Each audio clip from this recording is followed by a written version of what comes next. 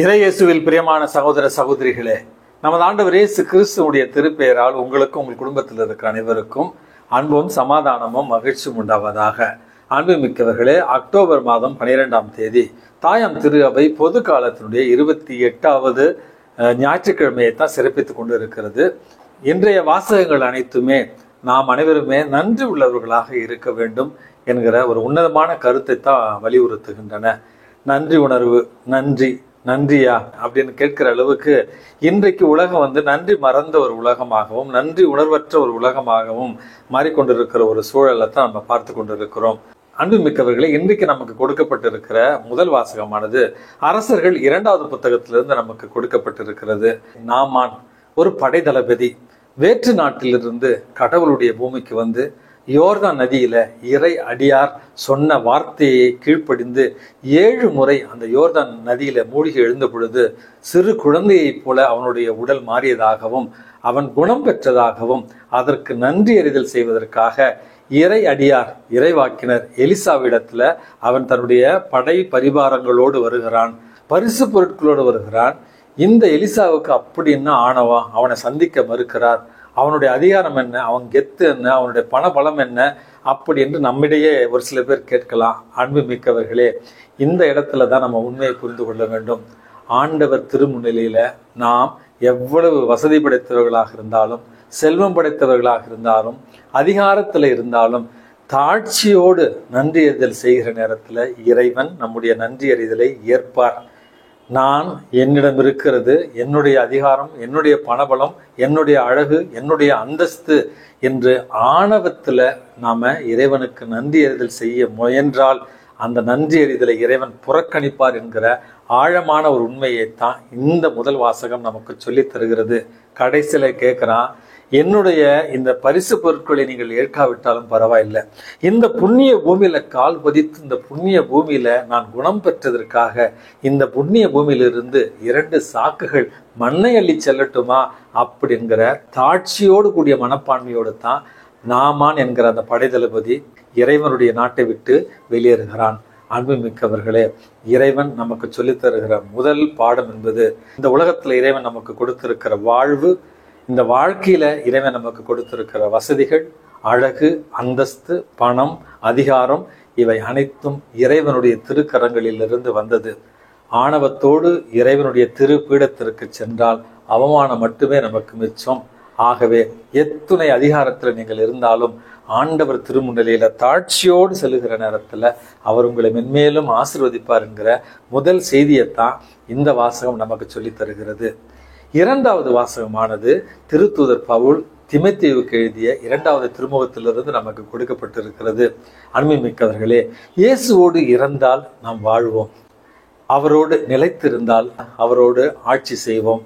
சின்ன வயசுல நமக்கு கேட்டகிசத்துல சொல்லிக் கொடுப்பாங்க, when I am with Jesus I am a hero, when I am without Jesus I am zero அப்படின்னு சொல்லுவார்கள். அன்புமிக்கவர்களே, ஆண்டவரோடு நான் நிலைத்திருந்தால் நான் உண்மையாகவே ஒரு ஹீரோ மாதிரி, ஆனால் ஆண்டவரோடு நான் நிலைத்திருக்காவிட்டில் நான் வெறும் 0 தான், மதிப்பில்லாத ஒன்று தான் அப்படி என்பதை சிறு வயதிலிருந்தே நமக்கு சொல்லிக் கொடுத்திருப்பார்கள். நம்மிடத்துல வசதிகள் வாய்ப்புகள் எல்லாருமே இருந்தாலும் நம்ம ஆண்டவரோடு நிலைத்திருக்க வேண்டும் என்கிற செய்தியைத்தான் 2வது வாசகம் நமக்கு தெளிவாக சொல்லுகிறது. அன்பு மிக்கவர்களே, ஒரு எச்சரிக்கை செய்தியும் சொல்லுகிறேன். ஒருவேளை நம்ம ஆண்டவரிடத்துல நிலைத்திருக்காவிட்டால், ஆண்டவரோடு இணைந்திருக்காவிட்டால் நம்முடைய குணங்களில சில மாற்றங்கள் ஏற்படும். பல நேரங்களில் கோயிலுக்கு நான் வரமாட்டேன், கடவுள்கிட்ட வருதால எனக்கு என்ன கிடைக்க போகுது, எல்லாம் எனக்கிட்டே இருக்கிறதே அப்படி என்று ஆணவத்தோடும் அதிகார திமிரோடு நம்ம நடந்து கொள்கிற நேரத்துல நாம் ஆண்டவரோடு இணைந்திருப்பது இல்லை. அடுத்தது, கடவுளுக்கு இணையாக செல்வத்தை வைத்து பார்க்கிற நேரத்துல நாம் இயேசுவோடு இணைந்திருக்கவில்லை என்பதையும் நம்ம புரிந்து கொள்ள வேண்டும். ஆன்மீக காரியங்களில் கொஞ்சம் கொஞ்சமாக நம்முடைய ஆர்வத்தை இழந்து உலக காரியங்களில் அதிக நாட்டத்தை நம்ம செலுத்துகிற பொழுது ஆண்டவரோடு நாம் இணைந்திருக்கவில்லை என்பதையும் தெளிவாக புரிந்து கொள்ளலாம். 5வது, நம்முடைய வாழ்க்கையில கத்தோலிக்க திரு அவையில திருவழிபாடுகள் மற்றும் அருட்சாதனங்கள் வழியாக இறைவன் நம்மோடு உறவாடுகிறார். வேண்டுமென்றே இந்த திருவருட்சாதனங்களையும் திரு வழிபாட்டையும் நம்ம ஒதுக்குகிற நேரத்துல, அதை விட்டு விலகி போகிற நேரத்துல மறுபடியும் நம்ம ஆண்டவரோடு இணைந்திருக்கவில்லை என்பதை நம்ம உணர்ந்து கொள்ள வேண்டும். கடைசியில இறை வார்த்தையை வாசிக்க மனமில்லாமல், இறை வார்த்தையோடு தொடர்பு இல்லாமல் நம்ம வாழ்கிற பொழுதும் இயேசுவோடு நம்ம இணைந்திருக்கவில்லை. இயேசுவோடு இணைந்திருந்தால் நாம் வாழ்வோம், இயேசுவோடு நிலைத்திருந்தால் நாம் ஆட்சி செய்வோம், இயேசுவோடு இணைந்திருந்தால் நாம் மிகுந்த கனிகளை தருவோம், அவரோடு இணையாவிட்டால் வெட்டி எரியப்படுவோம் என்கிற இரண்டாவது செய்தியைத்தான் இந்த வாசகம் நமக்கு சொல்லித் தருகிறது. மூன்றாவது வாசகமான நற்செய்தி வாசகம் இன்றைக்கு 10 தொழுநோயாளர்களை பற்றி சொல்லுகிறது. அன்புமிக்கவர்களே, தொழுநோயாளர்கள் இயேசுடைய காலத்துல ஒதுக்கப்பட்டவர்கள், விலங்குகளைப் போல நடத்தப்பட்டவர்கள், தீண்டத்தகாதவர்களாக கருதப்பட்டவர்கள், ஊருக்குள்ள வர அனுமதி மறுக்கப்பட்டவர்கள். சப்போஸ் ஊருக்குள்ள வந்தாலும் ஒரு மணியை அடித்துக் கொண்டே நாங்கள் தொழுநோயாளர்கள் என்று உறக்க கத்த வேண்டும், மற்றவர்கள் அவரை கண்டு ஓடி ஒளிய வேண்டும், பார்த்தாலும் தீட்டு தொட்டாலும் தீட்டு. அப்படிப்பட்ட ஒரு கொடூரமான சமூக சூழல்ல தான் இந்த 10 தொழுநோயாளர்களும் இருக்கிறார்கள். இந்த 10 தொழுநோயாளர்களும் கடைசியில தங்களுக்கு மீட்பு, தங்களுக்கு ஒரு வாழ்வு, புது வாழ்வு என்பது இயேசு கிறிஸ்துவிடத்துல கிடைக்கும் என்பதை புரிந்து கொண்டு 10 தொழுநோயாளர்களும் இயேசுவிடத்துல வந்து மன்றாடுகிறார்கள். ஐயா, எங்களுக்கு இறங்கும், எங்களுக்கு உதவி செய்யும், எங்களை குணப்படுத்தும் என்று. அன்புமிக்கவர்களே, அந்த 10 பேரையும் நமது ஆண்டவர் இயேசு குணப்படுத்தி, அப்பொழுது இருந்த யூத சட்டத்தின்படி அவர்கள் வந்து கோயிலுக்கு சென்று அங்க இருக்கிற குருக்களிடத்துல இதற்கான சான்றிதழை பெற வேண்டும் என்பதற்காக அவர்களை அனுப்பி விடுகிறார். அன்புமிக்கவர்களே, அவர்கள் திரும்ப சென்ற நேரத்துல 10 பேரும் குணமடைகிறார்கள். அதுல ஒருவர் மட்டும் இயேசுவிடத்துல திரும்பி வந்து இயேசுவுக்கு நன்றி செலுத்துகிறார், இறைவனை போற்றி புகழ்கிறார். இந்த நேரத்துல தான் நமது ஆண்டவர் இயேசு கிறிஸ்து மற்ற 9 பேரும் குணமடையவில்லையா, அவர்கள் எங்கே அப்படி என்று இந்த அந்நியரை தவிர, அந்நியர் என்றால் சமாரியர், யூதர்களுக்கு எதிரானவர்கள், யூதர்களால் வெறுத்து ஒதுக்கப்பட்டவர்கள், இந்த இடத்துல தான் நமது ஆண்டவர் இயேசு கிறிஸ்து அவர் யார், எந்த இனத்தை சார்ந்தவர் அப்படி என்பதை நமக்கு வெளிப்படுத்துகிறார். முதலில் துன்பத்தோடும் வேதனையோடும் வலியோடும் அவர்கள் இருந்த நேரத்துல 10 பேரும் ஒரே நிலையில இருக்கிறார்கள். ஆனால் நன்றி செலுத்த வந்த பிறகுதான் ஆண்டவராகிய இயேசு கிறிஸ்து அவனை ஒரு அந்நியன், ஒரு சமாரியன் என்று சொல்லுகிறார். அந்த மனிதரை பார்த்து, அந்த அந்நியரை பார்த்து இயேசு சொல்லுகிறார், எழுந்து செல்லும், உமது நம்பிக்கை உம்மை குணப்படுத்தியது என்று நம்ம ஆண்டவர் இயேசு கிறிஸ்து சொல்லுகிறார். நமக்கு ஒரு டவுட் ஏற்படலாம், அந்த 10 பேர் தானே குணமானாங்க, குணமானதுல தானே ஒருத்தர் வந்து இயேசு இடத்துல நன்றி சொல்ல வந்தாரு, இப்ப இயேசு இந்த இடத்துல எழுந்து செல்லும், உமது நம்பிக்கை உன்னை குணமாக்கிற்று அப்படின்னு சொல்லுகிறாரே, இதுக்கு அர்த்தம் என்ன என்று நமக்கு தோணலாம். அன்புமிக்கவர்களே, இந்த நற்செய்தி வாசகத்துல பல பாடங்களை நம்முடைய வாழ்க்கையில புரிந்து கொள்ளலாம். கஷ்டத்துல இருந்த நேரத்துல அல்லது வேதனையில் இருந்த நேரத்துல அந்த 10 பேரும் ஒன்னா இருக்கிறாங்க. அவங்களுக்குள்ள எந்த வேறுபாடு, வித்தியாசம், அந்நியன், ஏழை, பணக்காரன், அந்த ஜாதி இந்த ஜாதி என்று எதுவுமே தெரியவில்லை. ஆனால் வசதி வந்த உடனேயே, நலம் அடைந்த உடனேயே அவர்களுக்குள்ளே வேறுபாடை அவர்கள் ஏற்படுத்திக் கொள்கிறார்கள். இறைவன் நமக்கு சொல்லித் தருகிற அழகான முதல் பாடம் என்பது, வசதி வாய்ப்புகள் வந்தால் வாழ்க்கை வந்து விடும் அப்படி என்று நாம் நம்பினால் அது பொய்யானது. வசதி வாய்ப்புகளோடு நம்பிக்கையிலும் நாம் வளர வேண்டும், எதிர்நோக்கிலும் நம்ம வளர வேண்டும், பிறரன்பிலும் நம்ம வளர வேண்டும். அப்பொழுதுதான் அது உண்மையான ஆசீர்வாதம் என்பதை இறைவன் நமக்கு சொல்லித் தருகிறார். இரண்டாவது ஒரு அழகான பாடம் என்பது, இந்த மண்ணுலகில நன்றி உணர்வோடு நம்ம வாழ வேண்டும்.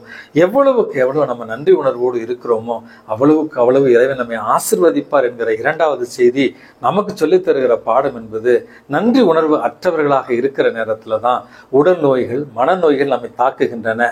இந்த உலகத்துல ஆசீர்வாதமான ஒரு வாழ்வை வாழ வேண்டும் என்றால் மனோதத்துவத்துல கூட இன்றைக்கு சொல்லுகிறார்கள், நன்றி உணர்வு மிக்கவர்களாக இருங்கள். இன்றைக்கு நாம் பார்க்கிற விலங்குகள் கூட நன்றி உணர்வோடு நடந்து கொள்கின்றன. ஆனால் மனிதர்களாகிய நீங்களும் நானும் தான் இறைவனுக்கும் நன்றி சொல்வது கிடையாது, நம்முடைய சகோதர சகோதரிகளுக்கும் நன்றி சொல்வது கிடையாது. நன்றி உணர்வு மட்டுமே நம்மை இறைவன் திருமுன்னிலையில நீதிமான்களாக மாற்றும். நன்றி உணர்வு மட்டுமே உடல் உள்ள நோய்களிலிருந்து நம்மை குணப்படுத்தும். நன்றி உணர்வு மட்டுமே மேலும் ஆசீர்வாதங்களை நமக்கு அள்ளித்தரும் என்கிற இரண்டாவது செய்தியும் இந்த நாள் நமக்கு தெளிவுபடுத்துகிறது. மூன்றாவது ஒரு அழகான செய்தியாக, அன்புமிக்கவர்களே, நமது ஆண்டவர் இயேசு கிறிஸ்து 10 பேர் குணமடைந்திருந்தாலும் நன்றி சொல்ல வந்த இவரிடத்துலதான் எழுந்து செல்லும், உமது நம்பிக்கை உம்மை குணமாக்கியது அப்படி என்று சொல்வதன் மூலமாக வெறும் உடல் நோய்களிலிருந்து அவர்கள் அந்த 9 பேரும் குணமடைந்திருக்கலாம். ஆனா உள்ளத்துல வன்மம் நிறைந்தவர்களாய், நன்றி உணர்வு அற்றவர்களாய், இறை சித்தத்தை நிறைவேற்றாதவர்களாய், பிறரன்பு இல்லாதவர்களாய், மனித நேயம் இல்லாதவர்களாகத்தான் அந்த 10 பேரும் குணமடைந்திருக்கிறார்கள். உடல் நோயிலிருந்தும் உள்ள நோயிலிருந்தும் சமுதாய இடர்பாடுகளிலிருந்தும் குணமடைந்த இந்த சமாரியனைத்தான் நமது ஆண்டவர் இயேசு கிறிஸ்து தெளிவாக சொல்லுகிறார், எழுந்து செல்லும், உமது நம்பிக்கை உம்மை குணப்படுத்தியது என்று. அன்புமிக்கவர்களே, இந்த உலகத்துல உண்மையான நலம் என்பது, உண்மையான நிறைவாழ்வு என்பது இறை நம்பிக்கையிலும் பிறரன்பிலும் எதிர்நோக்கிலும் இறைவனுக்கு கீழ்ப்படிந்து நடப்பதிலும் இறைவனுடைய சித்தத்தை நிலைநாட்டுவதிலுமே நிலையான நிறைவான வாழ்வு இருக்கிறது என்பதை புரிந்து கொண்டு அன்றாட வாழ்க்கையில நன்றி உணர்வு உள்ளவர்களாக வாழ்வோம், இறைவனுக்கு பிடித்தவர்களாக மாறுவோம். எல்லாம் உள்ள இறைவன் தந்தை, மகன், தூய ஆவி உங்களையும் உங்கள் குடும்பத்தில் இருக்கிற அனைவரையும் நிறைவாக ஆசீர்வதித்து பாதுகாத்து வழி நடத்துவாராக. ஆமென்.